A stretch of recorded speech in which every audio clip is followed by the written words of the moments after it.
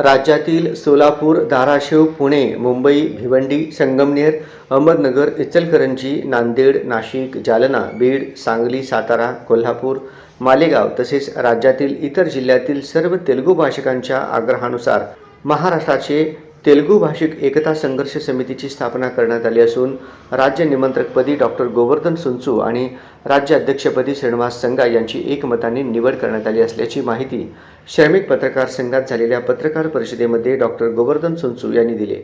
यावेळी बोलताना श्रीनिवास संगा काय म्हणाले पाहूया। प्रत्येक प्रतिनिधींना आम्ही भेटून पहिला आम्ही छोटे छोटे प्रतिनिधी संघटित झालो, त्यानंतर आम्हाला तेलुगू भाषिक म्हणून सगळ्या भाषिकांना एकत्र होण्यासाठी हा वेळ लागला आणि कुठलीही गोष्ट एक वेळ काळ असते त्या हिशोबाने आज आम्ही एकत्रित झालो।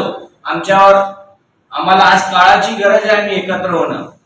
तुम्ही म्हणल्यासारखं बरोबर आहे, राजकीय आता राजकीय हिशोबाने तुम्ही म्हणता, पण राजकीय हिशोब असं काहीच नाही। आमच्या तेलुगू भाषिकांसाठी निरंतर अन्याय होत आहे। राजकीय क्षेत्रात कुठलाही नेता आमच्या तेलुगू भाषिकांबद्दल कोणीही एक शब्द बोलत नाही, कोणीही वरती मांडत नाही।